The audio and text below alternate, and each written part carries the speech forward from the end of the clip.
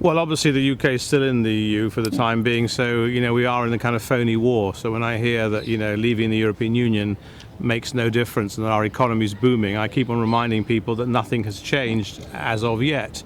And it remains to be seen what kind of Brexit we achieve: hard Brexit, soft Brexit, access to the single market within the customs union, how much freedom of movement is restricted of people, and so on. So there's so many imponderables, so many questions to be asked.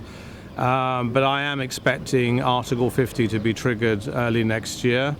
I have no clue what the government's objectives will be. You read in the press that there's, obviously there's kind of a power struggle going on between the hard Brexiteers, the kind of Boris Johnsons and probably Liam Foxes, Davis a little bit less, versus those like Philip Hammond and the Prime Minister, who are very worried about the economy, and rightly so. That should be our priority.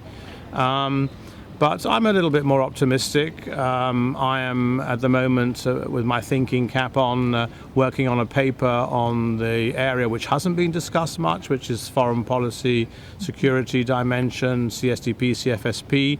I believe that wasn't part of the Brexit referendum campaign agenda. There was some talk about the European Union Army, which clearly isn't going to happen. And although I understand today that Britain's going to veto it, although we're leaving, I don't quite sure that's going to happen after we've left. But it's not going to happen anyway. But if the Europeans want to have a more structured cooperation on defence and CSTP missions, and that's their decision.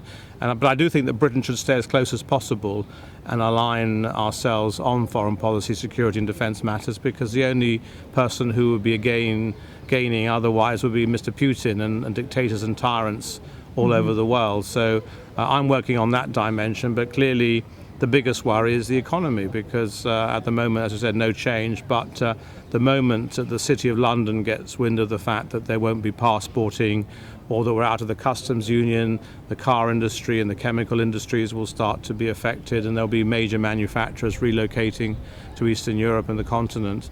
That's all just over the horizon, I'm afraid.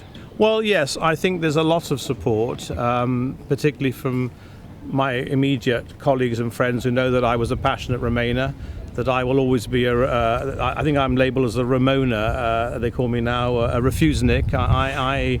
You will never in my heart accept that this is a done deal, given the narrowness of the result, 51.9. Had it been sort of 70-30 or 60-40, maybe I would just say that's it forever. I still think that the European Union project, for all its faults, it needs reform, is a project for good. It's a project for common values, democracy, human rights, prosperity, and we will soon see a lot of disappointed Brexiteers who will find that what they were promised, a kind of Britain of the 1950s of, total prosperity with none of the inconveniences, is not going to materialize in my view. But I will still fight for the very best deal possible.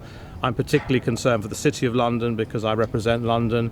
I'm part of a group now lobbying to preserve access to the single market in financial services, the passporting rights. But, it's going to be a very, very tough 2-year period now, and I just hope for the best for my country.